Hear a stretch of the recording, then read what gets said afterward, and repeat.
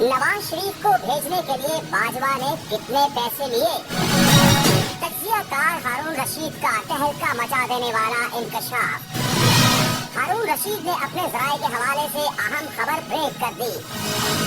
Senior तजियाकार के दावे के बाद नया पेंडोरा बॉक्स खुल गया। हारून रशीद के मुताबिक नवाज शरीफ $500 मिलियन देकर बाहर गए। इसमें से $445 मिलियन खजाने में जमा हुए और $55 मिलियन का कुछ इल्म नहीं वो कहाँ गए। हाय काबिले तुम्हारा जरा ये कहते हैं कि नवाज शरीफ साहब $500 मिलियन अदा करके मुल्क से बाहर गए। $445 मिलियन तो स्टेट बैंक में जमा हुए और $55 अरब का पता नहीं कि है क्या है, कहीं हुए होंगे। हारून रशीद ने डील का भांडा बहुत पहले फोड़ा, लेकिन ये दावा जनरल बाजवा के जाने के बाद एक बार फिर जिंदा हो गया। अब नवाज शरीफ की वापसी की खबरों पर एक बार फिर डील की खबरें ज़ेरे गर्दिश हैं।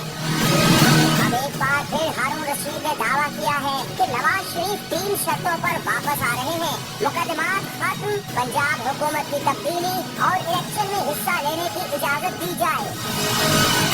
गुज़श्ता दिनों ये भी खबरें थी कि नवाज शरीफ डील के तहत बाहर गए, अब फिर डील के तहत ही वापस आ रहे हैं। इस बार उनकी डील में इमरान खान की नाअहली और गिरफ्तारी शामिल है।